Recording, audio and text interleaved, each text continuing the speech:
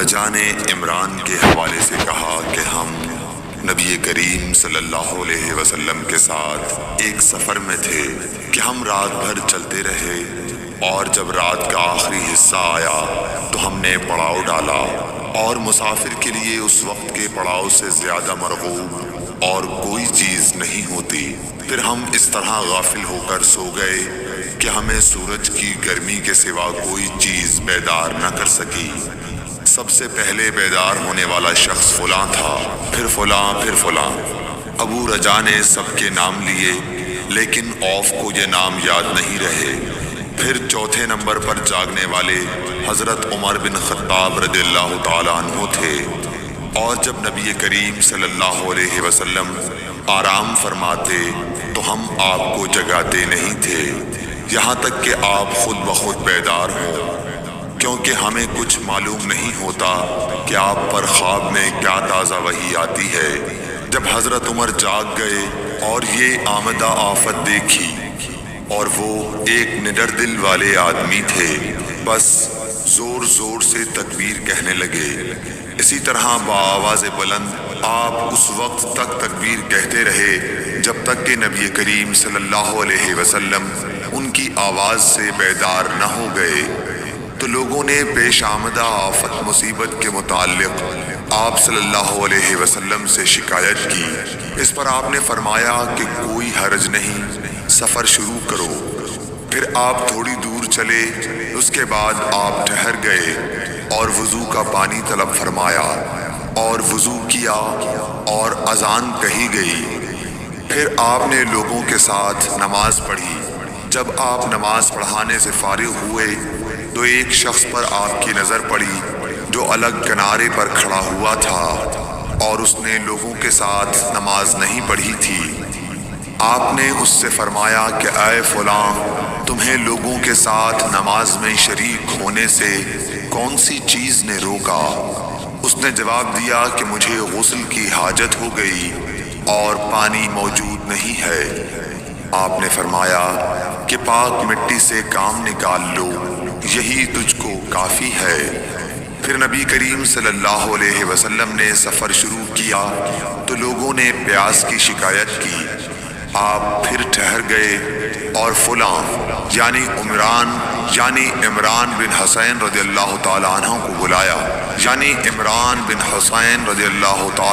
کو بلایا، ابو رجا نے ان کا نام لیا تھا لیکن اوف کو یاد نہیں رہا، اور حضرت علی کو بھی طلب فرمایا۔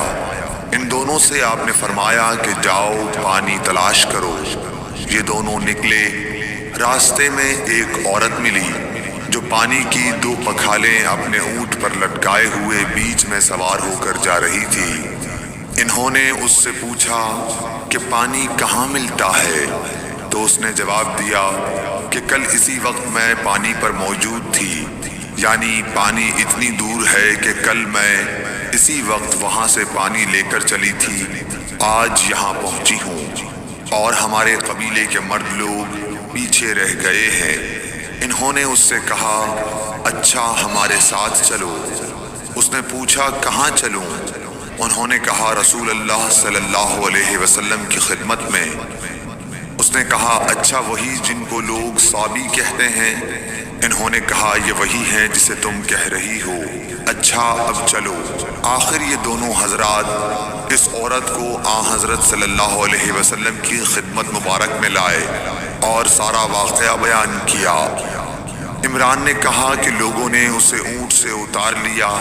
پھر نبی کریم صلی اللہ علیہ وسلم نے ایک برتن طلب فرمایا اور دونوں پکھالوں یا مشکیزوں کے منہ اس برتن میں کھول دیے، پھر ان کا اوپر کا منہ بند کر دیا، اس کے بعد نیچے کا منہ کھول دیا، اور تمام لشکریوں میں منادی کر دی گئی کہ خود بھی سیر ہو کر پانی پئیں اور اپنے تمام جانوروں وغیرہ کو بھی پلا لیں۔ بس جس نے چاہا پانی پیا اور پلایا، اور سب سیر ہو گئے۔ آخر میں اس شخص کو بھی ایک برتن میں پانی دیا جسے غسل کی ضرورت تھی۔ آپ نے فرمایا لے جا اور غسل کر لے۔ وہ عورت کھڑی دیکھ رہی تھی کہ اس کے پانی سے کیا کیا کام لیے جا رہے ہیں، اور خدا کی قسم جب پانی لیا جاتا، اور خدا کی قسم جب پانی لیا جانا ان سے بند ہوا تو ہم دیکھ رہے تھے کہ اب مشکیزوں میں پانی پہلے سے بھی زیادہ موجود تھا۔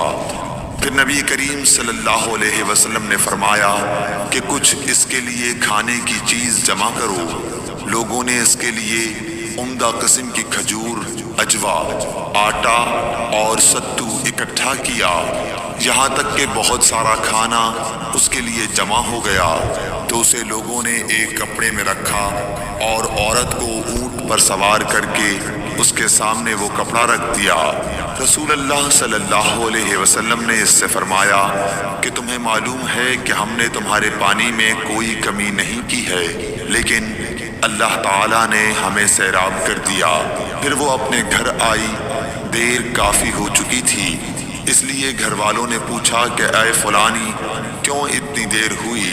اس نے کہا ایک عجیب بات ہوئی، وہ یہ کہ مجھے 2 آدمی ملے اور وہ مجھے اس شخص کے پاس لے گئے جسے لوگ صوبی کہتے ہیں۔ وہاں اس طرح کا واقعہ پیش آیا، خدا کی قسم وہ تو اس کے اور اس کے درمیان سب سے بڑا جادوگر ہے۔ اور اس نے بیچ کی انگلی اور شہادت کی انگلی آسمان کی طرف اٹھا کر اشارہ کیا۔ اس کی مراد آسمان اور زمین سے تھی، یا پھر وہ واقعی اللہ کا رسول ہے۔ اس کے بعد مسلمان اس قبیلے کے دور و نزدیک کے مشرکین پر حملے کیا کرتے تھے، لیکن اس گھرانے کو جس سے اس عورت کا تعلق تھا کوئی نقصان نہیں پہنچاتے تھے۔ یہ اچھا برتاؤ دیکھ کر ایک دن اس عورت نے اپنی قوم سے کہا کہ میرا خیال ہے کہ یہ لوگ تمہیں جان بوجھ کر چھوڑ دیتے ہیں، تو کیا تمہیں اسلام کی طرف کچھ رغبت ہے؟ قوم نے عورت کی بات مان لی اور اسلام لے